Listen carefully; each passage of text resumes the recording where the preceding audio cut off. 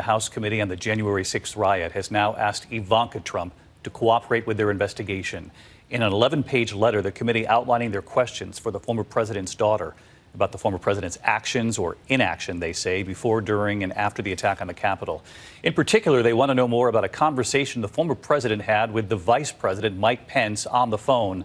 Ivanka Trump was right there in the Oval Office when it took place. Here's our chief Washington correspondent, Jonathan Karl. The January 6th committee is asking to speak to former President Trump's daughter and top advisor Ivanka Trump, seen here backstage at the rally outside the White House shortly before the attack on the Capitol. In his speech at that rally, Trump repeatedly called on Vice President Pence to use his position presiding over the counting of electoral votes to overturn the election. And I hope Mike is going to do the right thing. I hope so. The committee says Ivanka Trump was in the Oval Office that morning when her father had a heated phone conversation with Pence. I spoke to Trump about that call for my book, Betrayal.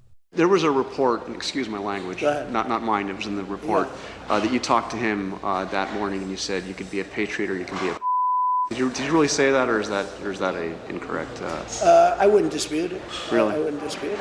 Also in the room at that time, Trump loyalist retired General Keith Kellogg, who told the committee Ivanka Trump turned to him and said, quote, "Mike Pence is a good man." Kellogg testified that when Trump supporters attacked the Capitol, Ivanka Trump repeatedly urged her father to speak out. We have firsthand testimony that his daughter Ivanka went in at least twice to ask him to please stop this violence. Today, a spokesperson for Ivanka Trump declined to say whether she would testify, instead referring to a portion of a tweet she posted on January 6th during the riot, saying, quote, "Any security breach or disrespect to our law enforcement is unacceptable.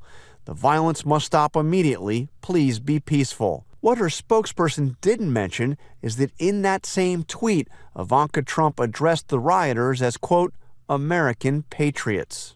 All right, so let's bring in John Karl live from Washington tonight. And John, of course, there's a big new development in Georgia as well. You're following the prosecutor there asking a judge now to convene a special grand jury after the election to investigate former President Trump's efforts to overturn the 2020 results there. The former president, as we remember, had pressured the Secretary of State in Georgia, telling him, "I just want to find 11,780 votes."